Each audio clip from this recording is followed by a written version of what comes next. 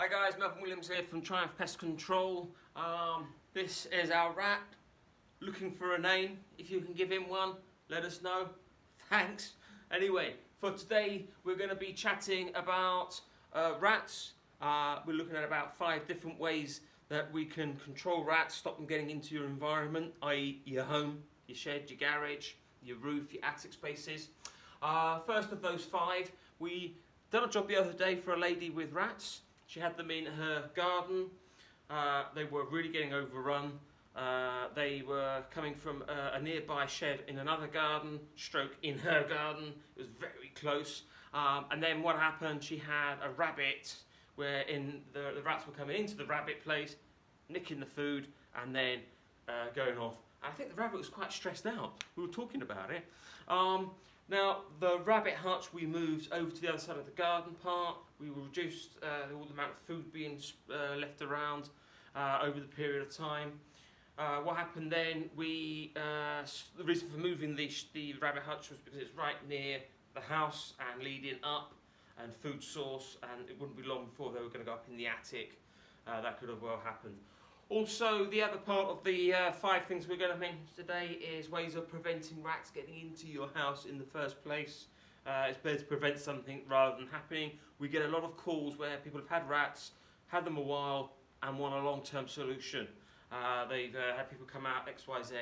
Now, of those 5, first one would be the drainage systems. I've mentioned this before, so we'll just touch on it quickly. They will come in through the drainage systems, find breaks in the drains, and then come up through the cavities up into the attic space, and then you've got them nesting. Secondly, rats, in the particular case of the works we were doing the other day, we had a walk round with the tenant of the house, and we found a number of places where we want to prevent future things happening with rats. In this case, there wasn't much issues going on with the drains. Around the perimeters, you want to look for, is any holes going in to the property, old drainage holes where water used to run out from an old washing machine or anything like that. Rats commonly go inside there and into the cavities once going up to the attic.